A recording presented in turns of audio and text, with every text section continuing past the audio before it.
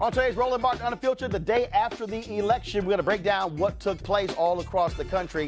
What does it mean for African Americans? Well, at the top of the show, we'll talk to Pam Keith because in Florida, although Andrew Gilliam has conceded, the vote total has shrunk, and he is only about 10,000 votes away from igniting an automatic recount, which also then the question comes up, what about those absentee ballots and provisional ballots? We'll talk about that. Also on the show, Latino vote, how powerful was it? Did they turn out? Was it suppressed? We'll talk to one of the pollsters with Latino Decisions about that. Also, one of the sisters who won yesterday, Ayanna Pressley. She's the first woman of color to represent Massachusetts in Congress. We will talk to her on today's show as well. Democrats take back the House. Black House members, their numbers increase. What is going to happen when it comes to them being in power? And also an absolutely weird, strange as hell news conference today with Donald Trump claiming total victory. Really, dude? Okay. And he fires Jeff Sessions, Attorney General. He has left the building moments ago that happened. Folks, it's time to bring the funk on Roland Martin Unfiltered. Let's go.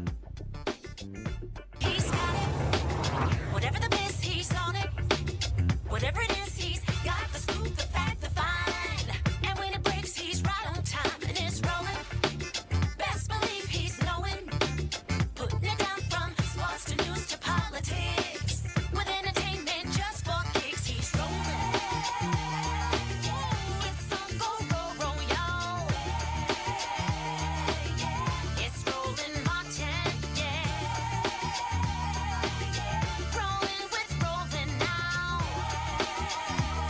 He's funky, he's fresh, he's real, the best, you know he's Roland Martin now.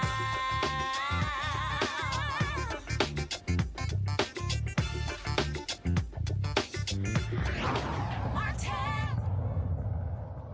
All right, folks, it is the day after the election. Actually, it feels like the same day because we didn't leave here until after midnight. And so we are breaking down what took place in the election. Yes, I know y'all thought I was going to wear a suit. Damn it, I was too tired. Okay, so I said, look, we're just going to get casual with it. But we're examining what is going on in Georgia. Stacey Abrams is still fighting. She is fighting so hard in order to get that race under 51%, which would force a runoff. So that's what's happening in the Georgia race. Right now, Brian Kemp has 50.3% of the vote. Stacey Abrams is at 48.7%. And I need to double check that, folks, in the control room. Let me know, is it 50 plus 1, meaning 51%, or is it actually, could it be 50.1? That actually won. So that's one of the things that we're looking at. So she wants to get Brian Kemp under 50% to actually force the runoff. But what we're watching is happening in Florida. Last night, Andrew Gilliam conceded to Ron DeSantis. But the issue, though, the issue that we have there is the question is what is going to happen with those votes. That number, when he conceded, it was about 103,000. It is now down to about 50,000. And so if it gets even lower, that would trigger an automatic recount, which could then reveal irregularities. They also got to deal with provisional ballots that were cast. And also there are thousands of absentee ballots that were thrown out. And so we're going to talk to Pam Keith about that. But right now, what I want to do is, in a moment, I'm going to go to LaTosha Brown and Cliff Albright with Black Voters Matter. But we'll talk to them. So we got them lined up. Ayanna Pressley. We'll talk to folks with Latino Decisions as well. But let's talk about Florida right now. And let's go to Pam Keith. So, Pam, you, of course, you're there in Florida. You sent out a tweet a few moments ago where you said, you talked about these absentee ballots that need to be corrected. Can you explain that? Sure. So first of all, thank you for having me, Roland. I am calling you from the Turnpike in Florida. And you at the top of the show said that it was a 10,000 vote cap to trigger a recount. That number has gone down. It is now down to 500 votes. So for your listeners and viewers, in Florida, the absentee ballots have to be signed on the back. And that signature has to match the signature on your state issue ID.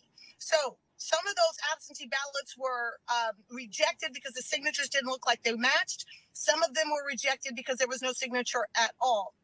But that can be corrected. That can be, you can perfect the ballot by submitting an affidavit with an appropriate signature.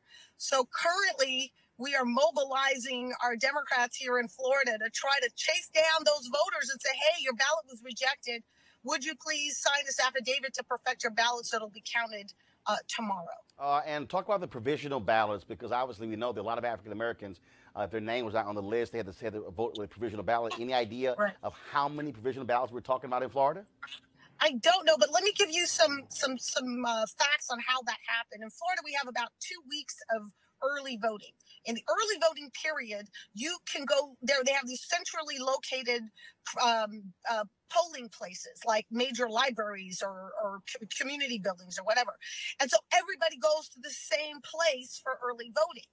But on election day, you don't go to that place. You go to your precinct. You don't know where your precinct is unless you look at your voting ID card or you Google it or go online. So what happened is that a lot of people who saw their friends and family early vote at the early vote locations went to those locations to vote on election day, and then were told, oh, no, this is not your place. And so what happened was that they were forced to vote provisional ballots. And it is unclear to me at this time, because there are some supervisors of elections that are saying, no, those are not valid ballots because you were not in the right physical place when you voted in. I don't know that that's true. And it may be something that a court needs to determine, because if a person is voting, 4 blocks away from their precinct, and it's the same ballot and it's the same issues, I don't understand why you would reject that ballot merely because they were not in the right physical place. So remains to be seen what's going to be done with those ballots. But I heard several stories on election day of people who went to early vote locations to vote on election day, and they were forced to vote a provisional ballot. And so again, we're seeing all of these issues that are taking place, and look, these are critically important issues that's happening in Florida. And so how will this also impact the U.S. Senate race? Because that was even a smaller percentage in terms of a difference when Bill Nelson conceded to Rick Scott. Right. So it's not just a Senate race, but also our Secretary of Agriculture as a manual recount. That's how close that one was. Bill Nelson, who is our Democratic nominee for Senate, his margin was just as small. We're talking like in a state of 21 million people, you're talking about 500, 600, 700 ballots making a difference. That's how tight this is. And, Democrats have not been in control of Florida for 20 years. So needless to say, this is a very anxiety-inducing, but we're willing to fight for it. All right, then, Pam, Keith, I surely appreciate it. Thank you so very much. I want to go to my panel here. Brandon Cooper, of course, he is with Chair of Prince George's County Republican Party, right? That's what you are? After the election yesterday, no longer. Former chair. So what happened? What happened? You lost? No, no, never lose, Roland. I served one term and I'm done. Okay, all right, I'm just checking. All right, things change. One and done. Eugene Craig, CEO, Eugene Craig Organization, Cleo Monago, socio-political analyst and activist, Malik Abdu, Republican communications consultant. Folks, look, at the end of the day, extremely small margins there in Florida. And I thought it was weird last night that Andrew Gilliam was conceding when we found out some 40,000 votes in Broward County had not been counted. Plus, you throw in those absentee and provisional ballots. I mean, when it's that small, look, to me, you say, look, count everything, then I'll concede, but the last 20 years of Florida should tell you, from 2000 election to now, Florida has never decided on election night. So I was surprised as well that he conceded so early. Of all the black governors running, I thought that Gilliam had the best chance of winning. One other thing I looked up online as we were talking, there's an automatic recount if it's within 0.5%. It's at 0.6% right now. And so I'm just really surprised. I mean, and again, even I was talking to people in his camp, and they said, okay, what they felt that it was 103,000. They just didn't see it. But again, I think kept coming down. And look what happened last night to Congressman Will Hurd, Republican, San Antonio. Everybody called the election for Will Hurd. AP, no, I actually didn't call it. I simply said we said AP reported this. I saw a tweet. And then what ended up happening was they kept counting. Ortiz Jones, closer and closer. By 2:30 in the morning, they went, oh my God, damn. She's winning by 300 votes. And I think he closed it out this morning, I think. It's great. He's still in the Congress, Well, in the Gilliam camp, somebody's probably going to get fired because typically it's somebody who recommends that to the candidate so they can. Well, first of all, if he loses, everybody fired. Well, it don't matter. that's true. But my point is that he might. This one person, if he wins, not going to the government, is going to be the one that's truly fired. Yeah, it's going to be a number of them. I think it's exciting anyway. The fact that we're just down to the wire, you know, a couple of points away, I think it's exciting anyway. And I can't wait to see what's happening with Abram. Has she conceded? Well, no. She actually, Just I'm going to talk about that in a second. But the other piece is here, which is important. I think Andrew Gilliam has to fight this all the way through because you have to send a signal to your supporters. Right. Every vote must be counted. Yeah. Even if it comes down and he loses by 5,000, 10,000, you want every vote counted. Yeah, you want to be every able to say provisional vote, every absentee ballot, the questions that Pam raised, you want all those questions answered. In terms of people saying, well, no, your provisional ballot won't count. You need all of that stuff answered, and because that's we still have fundamental problems with our voting system in this country. Tell me about it. I mean, and I don't care. This ain't a Democrat or Republican thing. It's a problem. We saw yesterday when you have all of these polling places where you have folks who didn't have power cords. When you had all sorts of stuff in my county. We ran out of ballots in my county. Some precincts ran out of ballots. Dude, I mean, again, that has an impact. I just think that that's a fundamental problem that we have that we have to deal with, and so every ballot must be counted. And so in just 1 second, we're going to be talking to Ayanna Pressley, of course, who won in Massachusetts. So let me know, folks, who she's on the line. Then also we'll be talking about what happened, of course, what is happening in Georgia. Speaking of Georgia, Lucy McBath, who was running for Congress, of course, she was down last night when we went off the air by about 10,000 votes. By this morning, she was up 3,000 against Republican Karen Handel. That is shocking to a lot of folks in Georgia.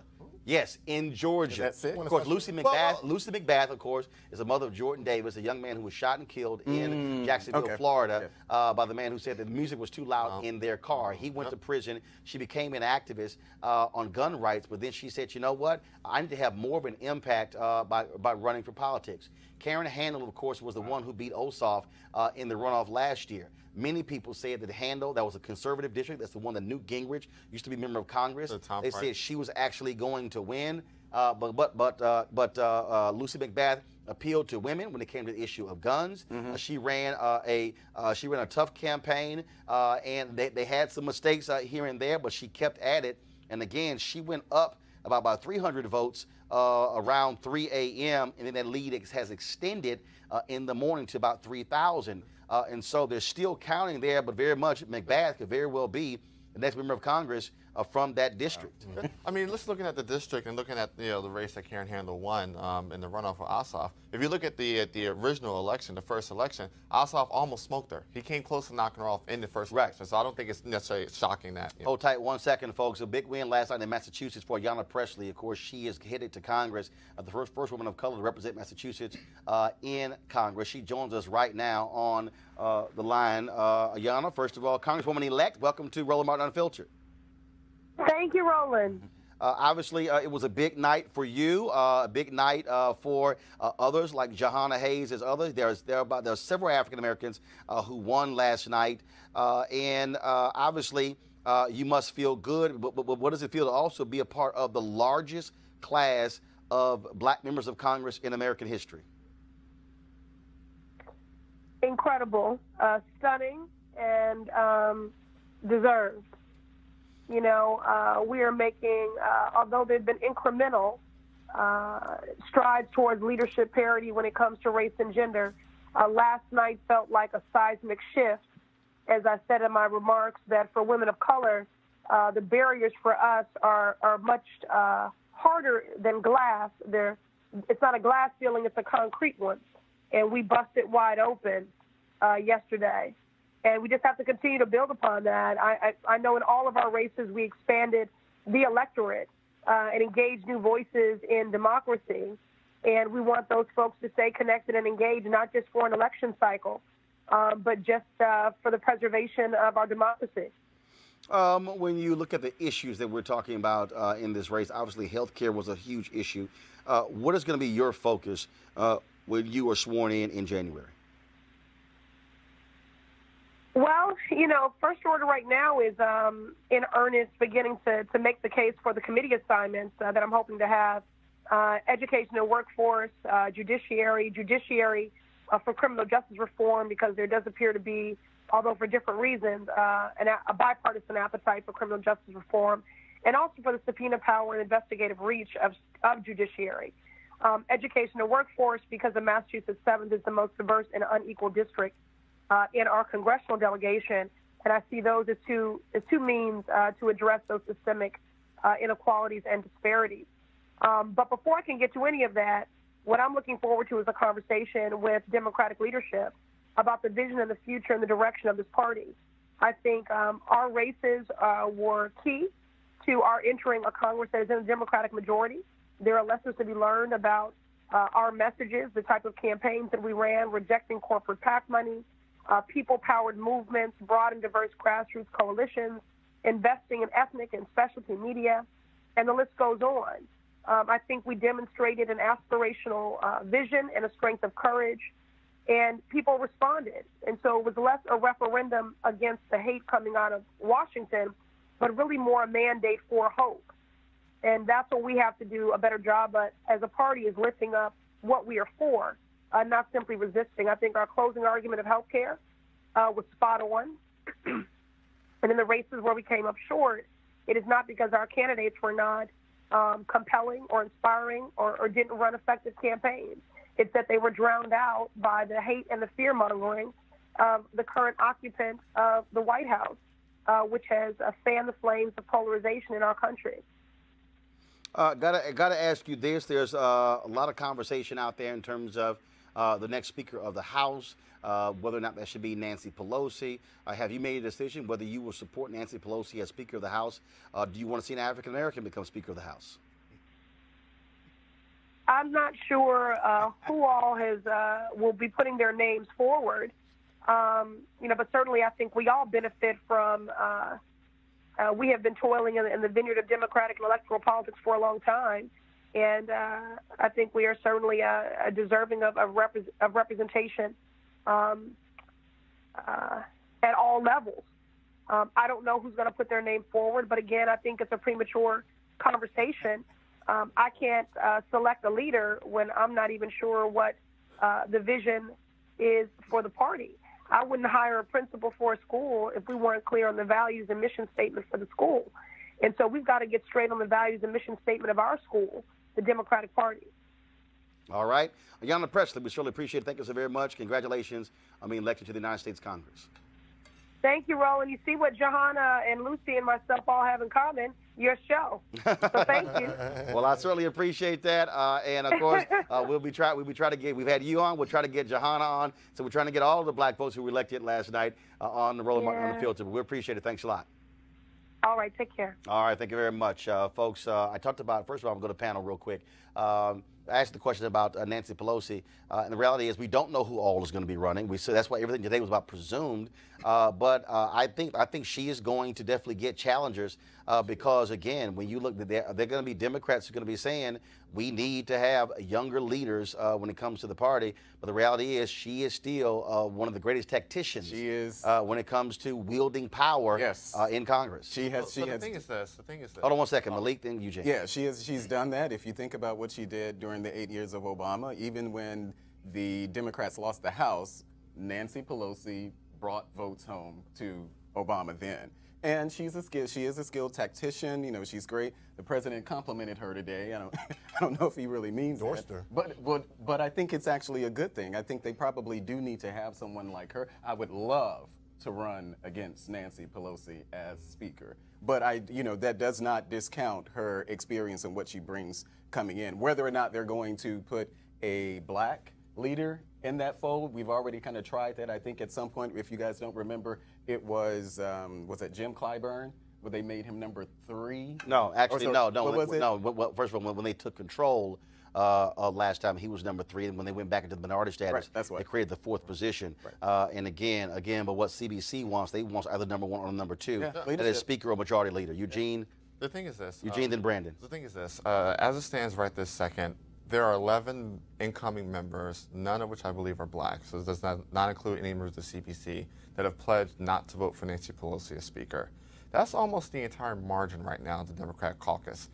The vote for Speaker is an absolute vote on the floor of the House. It has to have an absolute majority. If it doesn't have an absolute majority, another vote is held. Nominations are reopened up.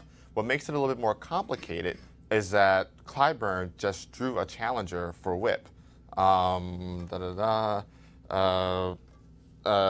member out of Colorado just threw her hat in the ring to challenge Clyburn for majority whip. So you're going to see shake up and down in that leadership chain. And I've said it last night. I'll say it again tonight. I don't think Nancy Pelosi is going to end up as speaker as long as you have 10 or so CBC members join the other 11 members. Got it? Last night, me and Eugene made a bet that Larry Hogan would win by double digits. Eugene lost the bet, had to pay up. Let's make another bet today that Speaker Pelosi will be the Speaker of the House come next year. Last night, when she was speaking, the chants of Speaker were heard in the room. It went trending last night, hashtag Madam Speaker. You have Donald Trump coming out today saying that, she's going to be Speaker. Again, I understand all your cases for it. I agree. With all the ROI, the return on investment that we deserve in the party, I do believe we should have a number 1 and number 2 spot. But looking at the political realities of Congress, I'm betting you, Roland, and you're going to do this as well, Roland, let me know, I'm betting you that Nancy Pelosi will become Speaker of the House. I don't give a damn about your bets. All right. Go on, Cleo. Didn't Pelosi, and I may be wrong here, but didn't Pelosi advise anti-Trump people to back off? Yeah, well, first of all, she said in terms of the whole idea of impeachment, Right, saying that right. should be They're the case. friends, just so you know. They've been friends for years. Because I think that's interesting that because one of the things I've been hearing about since we found out about this majority or this larger black Congress, including with Maxine being involved, is that there's going to be a larger push to impeach Trump. Have you heard? Of course. And the Speaker of the House, which is a very powerful position, said back off. Right. So maybe that's why Trump likes her. Well, but look, John Boehner, said a lot of things, and we saw how that ended. Paul Ryan said a lot of things, and we saw how that almost ended. The thing is, but Trump is the president. The thing is this. She's the speaker. But here's a piece, and this is the reality because we saw with the House Freedom Caucus. Democrats, if they're the number of, 227, whatever it is? Up by 5. Okay, so this is very simple. If you get 50 Democrats who say, you need 20. You don't need 50. You need. No, I'm saying. So what then happens is, because what Pelosi is going to do, if she's Speaker, is the exact same thing that Republicans did. You're not going to take something to the floor and hope you get votes on the other side. You're going to want that 218 in your own caucus. Yeah. And so the ability to be. So the question is, will you have Democrats? And this is the one thing the Democrats don't do. The Republicans do.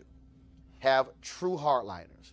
Will you have Democrats on that side who will say, unless this happens, we ain't voting? That's the whole issue right there. That's the whole issue right there. Huh? Trump. See what happens. What Trump said today, you might have all heard this too, that y'all talking about investigating me. Y'all investigating me, I'm going to investigate y'all. Got it. That's a paraphrase. He didn't say y'all, but probably me. What you're talking about? Well, it's one of the things we talked about, of course, what was happening in Georgia. Of course, Stacey Abrams, she spoke last night, and she made it clear she's going to continue to fight this thing out. They're still counting those ballots there in Georgia as we speak. Last night, we were talking to, of course, to Latasha Brown and Cliff Albright. They, of course, they filed a lawsuit against Brian Kemp. As it stands right now, you talk about a difference of less than 70,000 votes. Let's go live to Atlanta with Latasha Brown and Cliff Albright. First and foremost, glad to have y'all back. When we talk about what is going on here, Abrams did not do what Andrew Gilliam did. She came out last night and gave a speech, and she says, we are going to fight this thing because she is trying to force this thing to a December 4th runoff. That's right. We want all votes counted. That in this process, we want to make sure that every single vote is counted. And I think that she did the right thing. When you've got a election that is this tight and is razor thin, and you combine that with some of the voter suppression issues that have been going on, what we want to make sure is that every single person that cast a vote, that vote is in fact counted. When we think about this, Latasha, when we talk about what is going on there, we saw so many voting irregularities. Of course, we still have outstanding questions about mail-in ballots, provisional ballots, and so those are critical. And we know that so many African Americans have been forced to do provisional balloting because of the whole issue of voter purging. And you may, look, we don't know what's there, but you might have 10, 20, 30, 40, 50,000 votes sitting out there that could go the way of Stacey Abrams.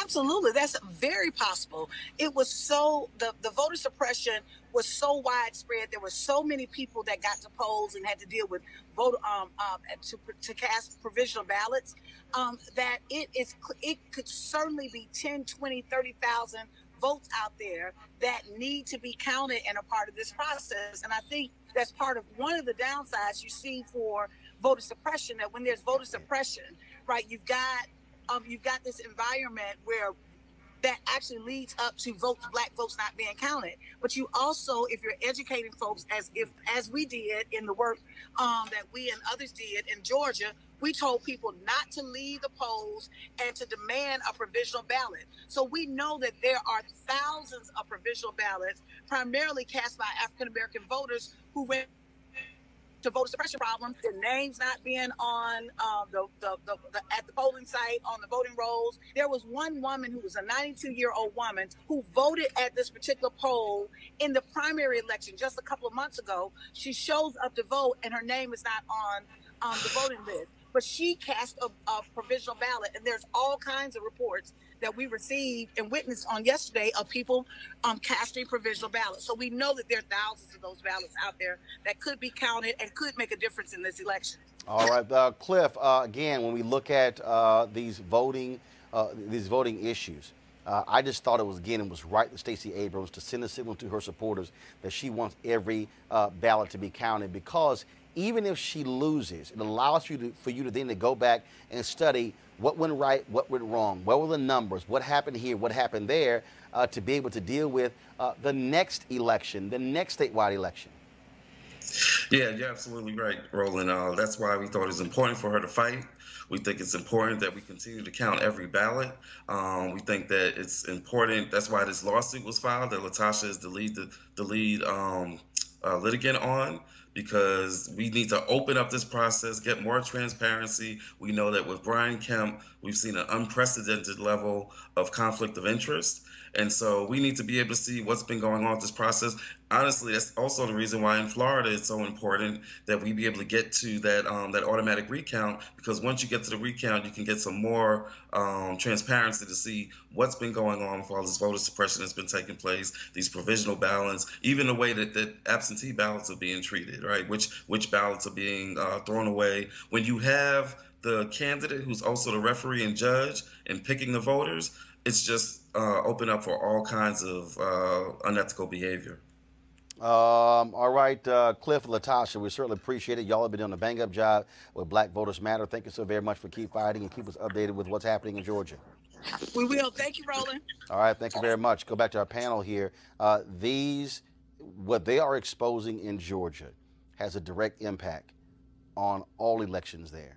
And again, when we see what happened there, what's happened in Texas, what happened in Maryland, what happened in Florida, what happened in Michigan, what happened, I mean, it's just crazy to me when you go around here and look, you even have, you need Republicans and Democrats to at some point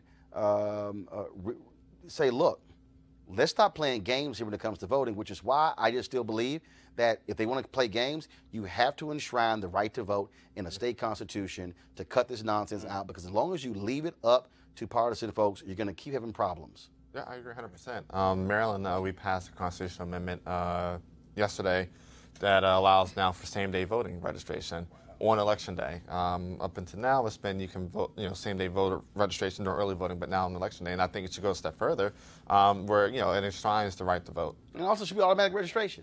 I'm fine. As Republicans passed in Georgia. I don't understand, huh? As the Republicans passed in Georgia. Well, here's the deal. Republicans can pass automatic registration in Georgia. Don't mean a damn thing when you're still trying to suppress it. It don't mean a damn thing when you have automatic registration, but you're still purging. It don't mean a damn thing when you got automatic registration, but you don't have cables for the voting machines. It don't mean a damn. Hold on, I ain't done. It don't mean a damn thing when you got a polling location where you got 300 people in line and you got three booths to vote in. It don't mean a damn thing if you got automatic registration in Georgia, but then you got down up paper ballots. It don't mean a damn thing if you got automatic registration in Georgia, but then you want to cut out 7 to 9 early voting locations in a county that's 60% black. So and please, please tell me.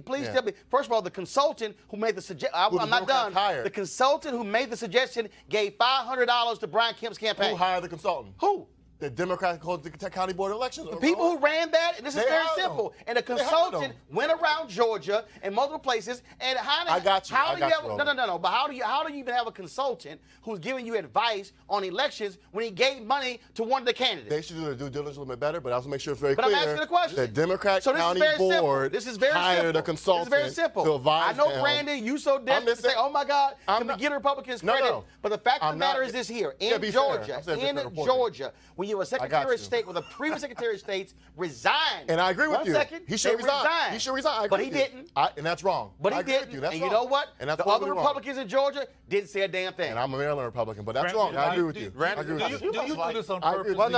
Do you try to surgically sneak in a Republican affirmation? I'm fair. And I called out. No, that's not just fair. That's a desperate microscopic attempt to throw something relevant on the Republican Party in every conversation. The problem again. I agree with you on that. I think Brandon, but on both sides, and y'all don't like that. I think Brandon, to a degree, enjoys Roland making him a viral moment. The bottom line is this here. If you hold it up, which party consistently is trying to suppress voting? Yeah, it's one-sided. It's not. Right. It's clear cut. Not what Malik? We're looking at. Here's the deal. I did not disagree with you, Roland. Can I get a? Hold on, no, stop. I asked Malik a question. Okay, Malik. Because he's a Republican. That's why you asked. No, I got 3 Republicans on here. Yeah, okay, I'm gonna ask all 4 of y'all. 2.5, but all right. I'm gonna ask all 4 of y'all. Ain't no 2.5. I'm gonna hold it up. There are 2 parties: Democrat, Republican. Yeah. Republican, Democrat. Out of these 2 parties, which party across the board consistently is trying to lead voter suppression? Republicans. Hold up 1 second. Malik, answer the question. Well, I do believe that. I I do believe that there is a good perception or a reason to believe that Republicans. Eugene, answer the question. It's Republicans. It's factual. Brandon, answer the question. I don't agree with your premise and set up your question. Yeah, I thought so. See, right there, right there. Statement right there. You blame it on Cleo, go ahead. Wait. Specific examples. North Carolina. We talk about Kemp not resigning. I agree with you, Roland. Cleo, go ahead. Ground for agreement. Cleo, go ahead. No, I'm just simply illuminating the fact that that question is a simple question and there's a simple answer. And it's difficult for some Republicans to admit the white supremacist agenda and toxic behavior of this party that they insist on joining. But and sometimes white supremacy. Well, yes, it is, because one of the reasons that the voters are repressed and that's one of the reasons why they keep making sure certain people are not voting, particularly black folks, is because they want to keep white power and they think black people are going to interrupt that. I hope we talk about the white supremacy that was on. That's what voter repression is. We'll talk about that, but you know. I mean, that's why the sister and that brother just have a program they have about black voters matter. Black votes matter because of white people's, Republican people this time, interruption of black people's simple attempt to vote. There is a greater history with Republicans, so I will agree. Yeah, history like yesterday. A greater history. Yeah, history. Wait a minute, hold on. No, you're right. No. It's a greater history, past, present, future. So here's the other deal. Here's to me what I want to see, regardless of who's in power. Yeah. I want to see the right to vote in trying to state constitutions. I want to see what they just passed in Michigan. That is having a bipartisan commission, take it out of the hands of the legislature to draw the lines. Yeah. I want to see that. First of all, guys, give me a take of where is Sanchez Latino decisions. Do we have him there? So I want to see that. I want to see y'all need to tell me. I want to see automatic voter registration. I want to see same-day registration. I want to see politicians stopping people from trying to vote. And I want to see them stop playing these games, because if you want to compete, compete. Make it fair. Your ideas, their ideas. But don't try to rig the system to guarantee elections. Folks, a huge voting took place all across the country. We saw that happening, of course, in many places like Texas. Although Beto O'Rourke did not beat Ted Cruz, he did lift the fortunes of Democrats in suburban counties. Democrats took out 3 Republican members of Congress. Joining us right now is Dr. Gabriel Sanchez, a principal at Latino Decisions and associate professor of political science at the University of New Mexico. Dr. Sanchez, glad to have you here. We saw after 2016, initial exit polling showed this significant number of Latino support for Donald Trump. Latino Decisions went back and crunched the numbers and had an alternative view. Just your immediate assessment of what we saw yesterday. First, let's talk about Florida. I was hearing from folks that Puerto Ricans in significant numbers voted for Rick Scott. They thought that was going to help Bill Nelson and Andrew Gilliam. What did you see in those numbers in terms of Latinos in Florida?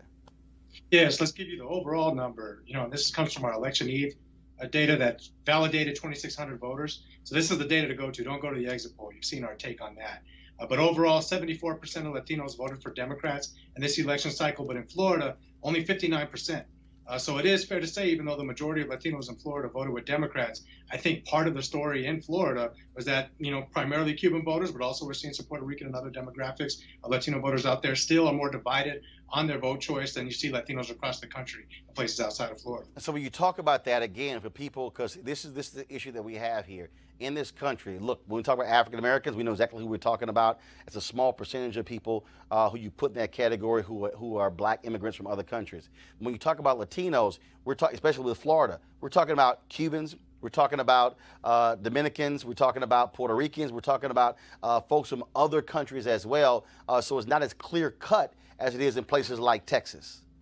That's right. I mean, thinking about Florida, you also got a wide number of Mexicans out there now. So when we're doing our focus groups and we're doing our polling, you really have to slice up the state and make sure that you're talking to those specific communities, because just like any population, they're diverse, right? And so thinking about all Latinos in Florida is a little misguided. We've got to break it down and look also at generational differences. Even among Cuban voters, we're seeing younger millennial Cubans tend to vote highly Democratic in line with Mexicans and Latinos in other states. So it's really important to capture that variation. But again, 59% of Latinos out there did vote for Democratic candidates. What did you see in Texas? I saw one initial exit polling, and that's why, like, we came on, Brandon raised the exit polling data.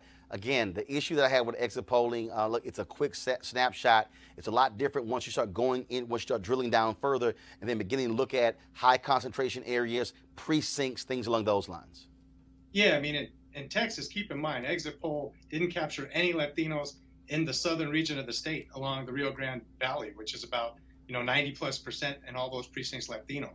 That's about a quarter of all Latinos in the state of Texas that voted are in that region. Exit poll misses them completely. So in Texas, obviously, you don't see Beto O'Rourke do as well as he did without the support of Latino voters. So I think there was clear, and this is partly thinking about 2020, if he was able to almost capture that and lift the votes of a lot of other Democratic candidates across congressional districts, imagine the energy that Latino voters will have in 2020 when they get an opportunity to vote against President Trump.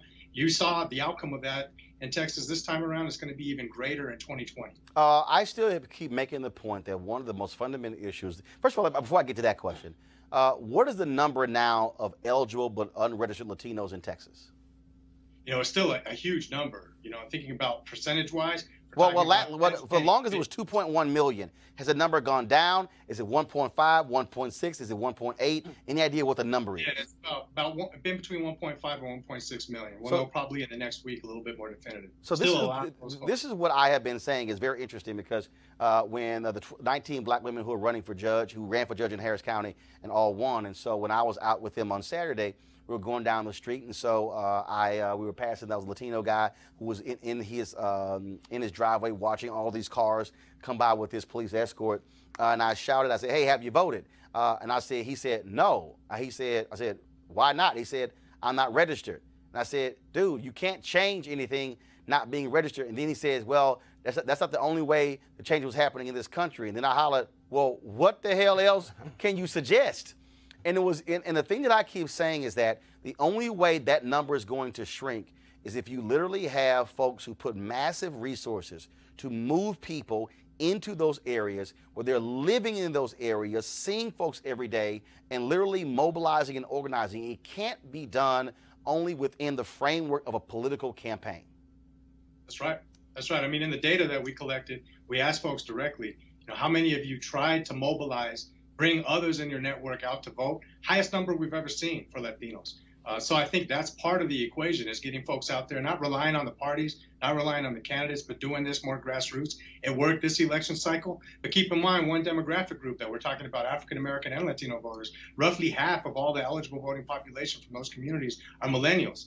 And even though more of them voted this time around than normal, all of our focus groups on millennials indicate that a lot of those folks will tell you they want social change, but they see social media, going to protests as more impactful in creating social change than voting. Well, so I think it's really drilling down to that youth demographic and shaking them up and telling them, man, you're seeing the reality of election outcomes, and you're seeing the differences that it makes. You got to get out there, you got to register, and then you got to vote. But look, I'm seeing that with some of these ignorant-ass black men I'm dealing with on social media who are saying that, oh, no, we need to have candidates who are presenting us a black agenda and that's just black. And then when I mention the black people who are actually running, like one brother's like, oh, there are no black politicians in the whole country who are representing black people. I'm going, damn, really? Like not one? And so you have people who believe they can create systematic change, and as if you can create systematic change without politics. That's nuts.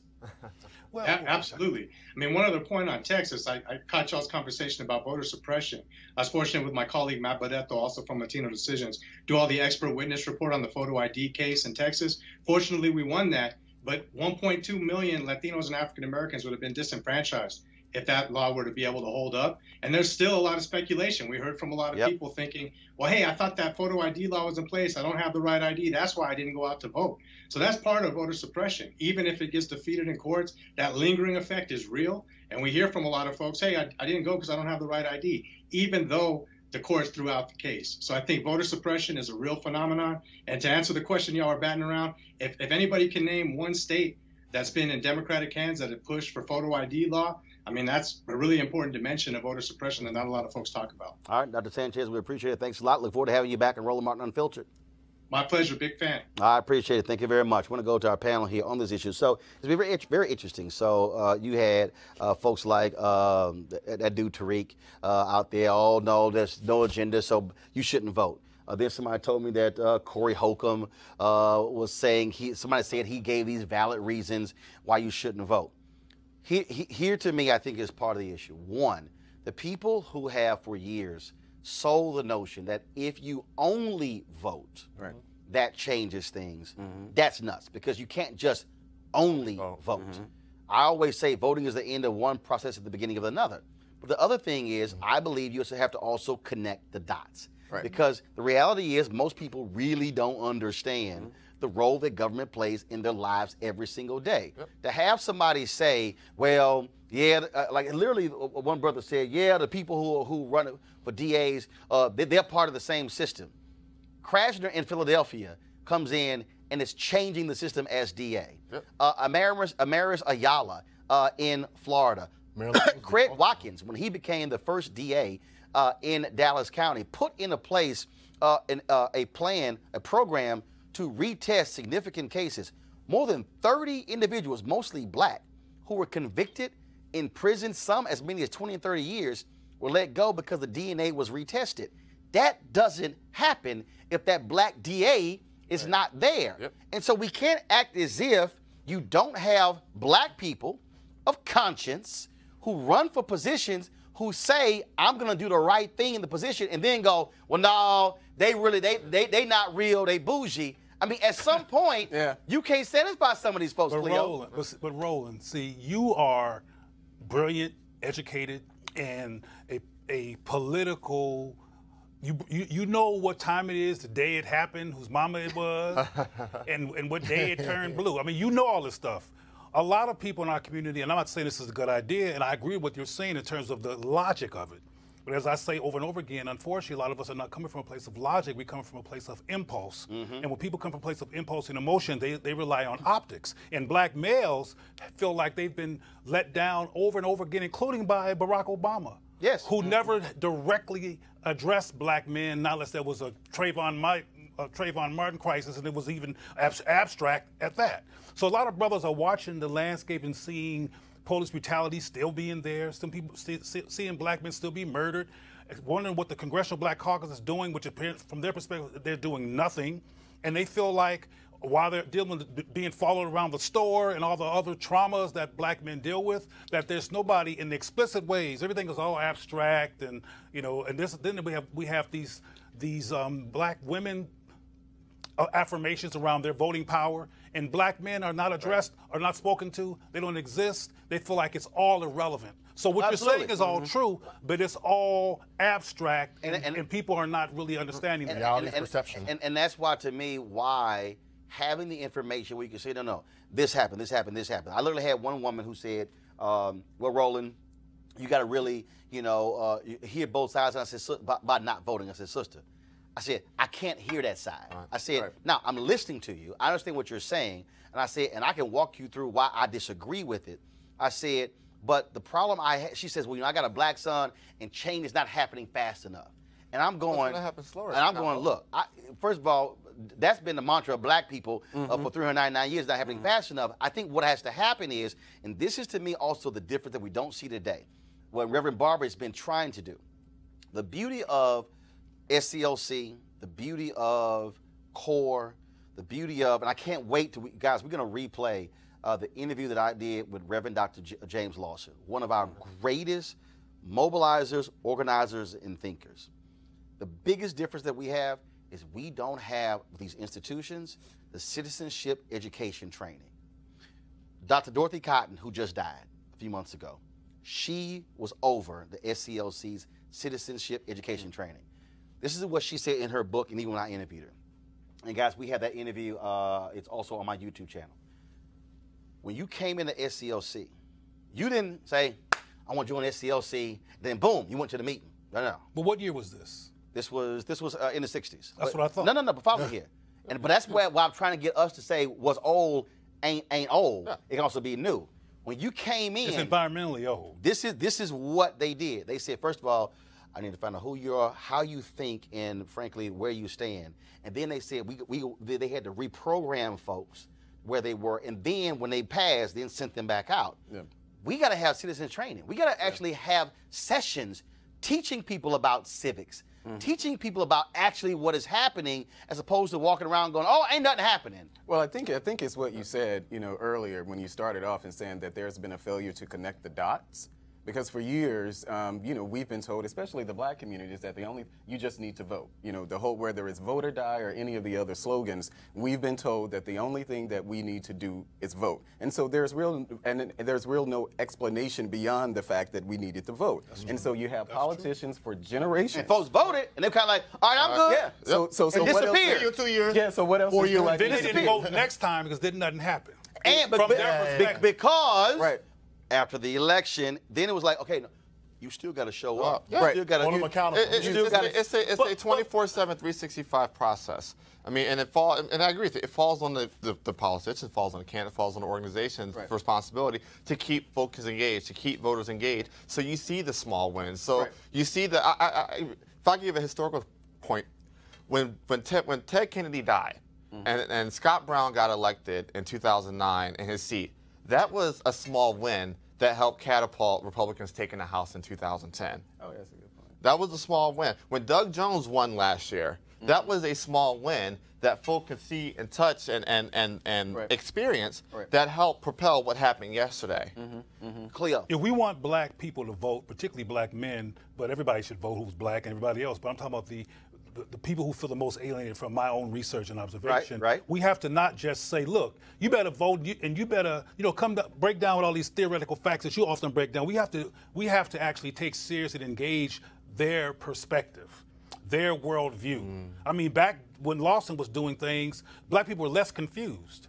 We're now very, very confused. You got black folks all in large with blonde hair. Sustained. Okay. Cleo, in court, sustained means the judge agrees with you. Okay. I should have known Cleo that. did not say who was the best man. No. Go ahead. No, I did not. But I'm telling you that, Go ahead. that black folks. The other day, I was in Baltimore and I saw. Well, I probably shouldn't say this. That'd be too controversial. Anyway, black folks are confused. Well, One Brandon. of my favorite quotes. Hold on. Cleo, then Brandon. I want to back that up. Black people are confused and are being chastised for being confused. Our youth are ahistorical and being chastised for being ahistorical. And people don't understand that people don't know that they don't know that they don't know. Hold on. I'm coming to you, Brandon. But I got to say this here. Because y'all, so I tweeted this photo of me yesterday with my Black Voters Matter hoodie on. And I said, you need to vote because Trayvon Martin can't, because Jordan Davis can't, because Aiyana Jones can't, Rekia Boyd can't.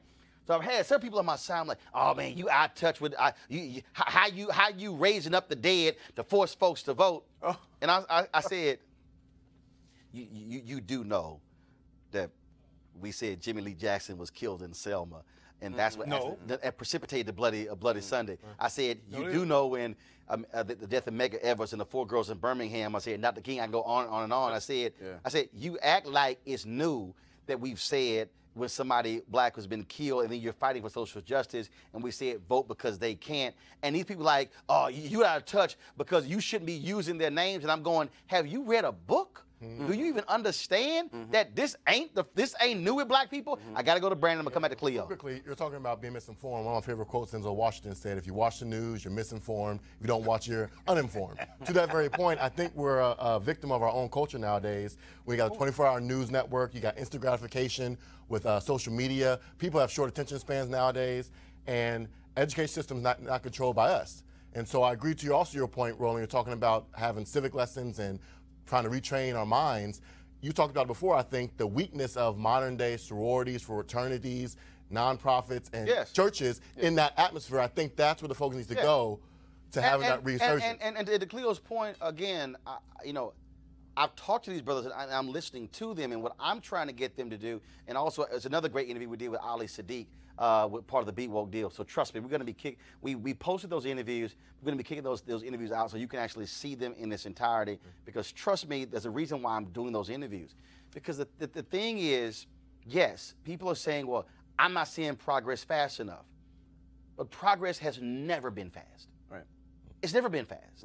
And for me, if I got an option between giving up or keep going and keep going, I can't give up. Right. And so that education is important. And I'm talking about, and then so my issue is, so the reason last night I called out Tariq and I called out Jason Whitlock. And then when somebody told me, well, Corey Hoke, I'm going to call all these cats out, because my deal is when you have a platform, you have a responsibility with a platform. And the question is, what do you do with your platform? And if your deal is, oh, they all corrupt, I ain't voting, just pray to God and return to the family, all is going to be well. When I asked Jason Whitlock, I said, okay, fine, Jason. Let's say you believe that the home should be a mama and a daddy and they believe in God. Well, say, well, fine. Let's say you got a black family, daddy there, love mama, families together, they go to church on Sunday, they go to Bible study on Tuesday, Wednesday, or Thursday. I said, and when they walk out that door, the kids going to sorry schools. Now what we going to do? They love Jesus, and they got a whole great family. What we going to do? And he couldn't answer the question. Right. And that's one of the things that... The reason that we know, and hey, it's your fault I'm bringing him up, Roland. The reason we know who Jason is because white people approve of Jason. What if the fact that white people approve of Jason and appreciate the confusing anti-black rhetoric that he says, we wouldn't even know he exists. And white people always the white media always parading confused black folks or somewhere on television every chance they get. Charles Barkley, we can go on and on, so they can create confusion among black people. And unfortunately, it works. So you cannot ask Jason Whitlock a rational question about black people because his whole frame of reference and point of view and his whole theories are anti-black. Yeah, well, and I think what we're talking about is voter apathy. And so the reason for voter apathy, I can use my community. I live in D.C.'s Ward 8. And during the midterms, I think we had about 8%. 8% of our residents voted. Only 8%. I think we're up to 30% now. But when you talk to people and you hear the reasons, this is, of course, D.C. has always been run by Democrats. There have been no Republicans to run D.C., and the schools are some of the worst in the nation. The crime is bad. The development, there's a lot of what people are talking about with gentrification and development. I'm going on a show after I leave here to actually talk about gentrification. But these are things that have happened in Democratic cities, and I think one of the things that I like to be mindful of is that I don't think this is something, voter apathy is not something that's isolated to black people. It's not. So if you're in West Virginia, you probably don't know the same reasons that you're voting for your candidate. Disproportionate problem. That's black. Yesterday, 2 out of 5 Americans didn't vote. Yeah. So it's not all racial boundaries. Apathy is not an issue just for that. Going back to the 2016 election, 51% of Americans didn't vote for Hillary Clinton or Donald Trump, and so it's those who vote who are having a say, and that doesn't represent necessarily. But most of them are voting though, compared to us. I am going to make the point again that between now and the next local election, and between the 2020 presidential election, what is required is massive citizenship training. Yeah. What Reverend Barber has been doing with repairs of the breach and the Poor People's Campaign, they have been going to these places and they have not been holding rallies. They've been holding training sessions. They've been holding teaching. Reverend Dr. Jim Lawson in the Nashville movement, he told me something that was amazing. He said they spent 3 months discussing why they were doing what they were doing.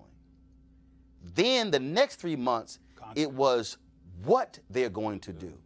Folks, that's 6 months That's a plan. of them sitting down, conversing, hashing out your crazy idea, your crazy idea, your crazy idea, your crazy idea. He said it was all this back and forth. He said because what we were trying to do had never been done before. He said, so we need to know what the hell we were even doing.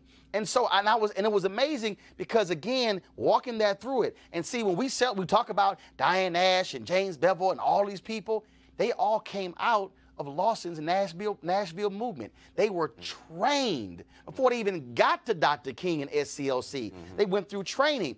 We have people, and a lot of Black Lives Matter activists, and I'll say this, a lot of them were doing the training as well. But the issues that we have is we have to have that massive training.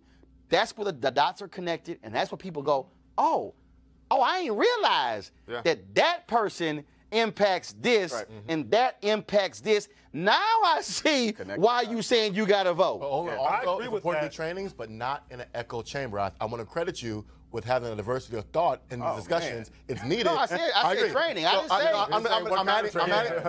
I'm agreeing with you. I'm adding to your point. Training means everybody. I'm adding to your point, and it's not always going to understand, but you recognize that value of that. I'll make sure. Training means everybody. Training means everybody. Now everybody recognizes that. I'm reading it with you. Leo. Well, I agree with what you're saying, but I also want to reiterate that back in the day, in the 60s and 70s, we were a lot less confused about what our enemies and what our adversaries look like. Right now, some of us got more blonde hair than white folks. I'm talking about right now. So my point is that we need contextual discussions like what you said, but we also need to address the scar tissue that have resulted from years of no conversation and that has festered into mass confusion and people being alienated out of this whole process. And again, though, I'll just give you just real quick a couple of things here, and I'm about to address this fool here on Twitter. It's perfect examples. No, seriously, because like this guy goes with his ass guy in alpha gear, ain't no different than a blood banging on a crib. Okay, that's pretty stupid. No, because follow me, because what he's saying is, oh, you in a frat, that same as the blood or a crip. First of all, I'm not killing another black man. I'm not committing crimes, being a fraternity. And we all went to college. But here's the second one. And why didn't he go to HBCU asking for a friend, more bougie BS? Ooh. No. Because see, we got to go ahead and deal with it. Because see, you got black folks out there who do the same thing. Here's what you need to understand. My high school, Jack Yates High School, right across the street. When I say across the street, cat corner, is Texas Southern University. Behind my school is University of Houston, Jack Yates High School. At Jack Yates High School, Magnet School of Communications, I was voted by the teachers the best student there in my 4 years. Did TSU recruit me? No. Did TSU have a School of Communications? Yes. University of Houston, PWI, School of Communication, they recruit me? No. Prairie View A&M University, it's the HBCU, 90 minutes away. They were on our campus my whole 4 years there. Did they recruit me? No. Why did I go to HBCU? Because my brother went to Texas A&M because they gave him an $8,000 scholarship. Because you know what? I got a $10,000 scholarship. And my sister got a $10,000 scholarship. Why didn't I go? Because my parents didn't have the damn money, and 3 of us were in college at one time. So you know what made sense? Us to all go to school at the same place. So when they sent money to one, it helped all 3, and it was scholarships. So while a bunch of y'all out there are questioning black folks and their commitment to HBCUs, do realize that I had to make a financial decision as to why, because my family couldn't afford it. So guess what my family now has? 3 college graduates, all from Texas A&M. And also, by the way, Texas A&M is a state university. Taxpayer dollars fund that school. Guess who grew up in Texas? My parents. Guess who are taxpayers? My grandparents. So Texas A&M is also my damn school. See, this is what y'all need to understand, because here's the other piece. A&M, Texas was one of the places did not want to accept the money from the federal government to create land grant institutions after the Civil War. It was black state legislators who supported the effort to create land grant institutions. So were it not for those black state legislators after the Civil War, then you would not have land grant institutions in southern states. Now that you've been properly educated as to why it didn't go to HBCU, let's go forward with our HBCU hashtag Giving Day. Press play.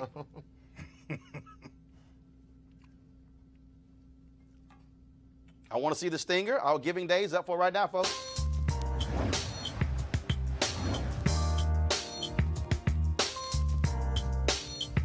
So today's HBCU Giving Day School, by the way, for you haters, initiative that I created, is Xavier University of Louisiana, founded in 1925. Niche.com ranks Xavier #2 among the nation's historically black colleges and universities. And also, so be sure to go to, folks, xula.edu, xula.edu. And, of course, they are #1 in the nation in the number of African-American graduates who go on to complete medical school. And so, and lastly, for the brother here answering, bunch of HBCU graduates, cut a check to your school. There you go. Florida A&M, y'all talking about Andrew Gilliam being a rattler. 5% of Florida A&M graduates give back to their institution. 5%. Wow. That means that 95% of all the Florida A&M University graduates don't send a dime or a nickel or a penny back to their alma mater. So all I'm saying is you're going to walk around with the letters on your shirt, on your jersey, or on your sweatshirt, or on your hat, or your license plate, on your keychain, then you might want to send a check back. That's all I'm saying.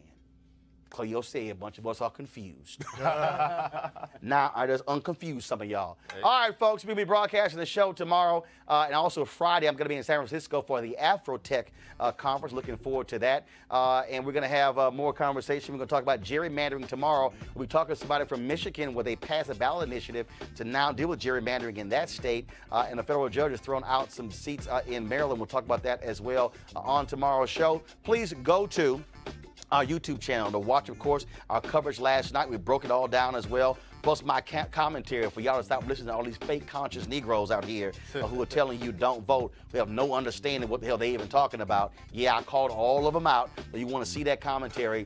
And then we're going to be restreaming my interviews with Dr. James Lawson, Ali Sadiq, and others, including Chuck D, talking about why we must vote going beyond just election day. So, folks, don't forget to also support Roland Martin Unfiltered by joining our Bring the Funk fan club. Your donations make this possible. If you want to say that we need unfiltered conversations, because I can tell you right now, give me a wide shot, please. You are not going to see 5 black men at the same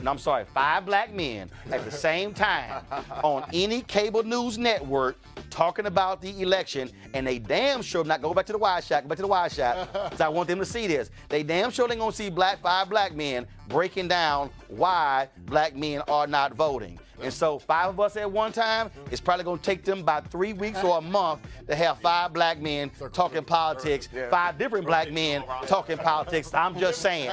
So y'all be sure to support Roland Martin Unfiltered. All I'm asking is for our folks to give us an average of $50 each for the whole year to join our fan club. That's what we need. The goal is to get 20,000 people giving that so we can fund this to keep it independent, because I keep saying we got to fund our freedom because we can't depend on somebody else actually doing it. All right, y'all take care. Have a great night.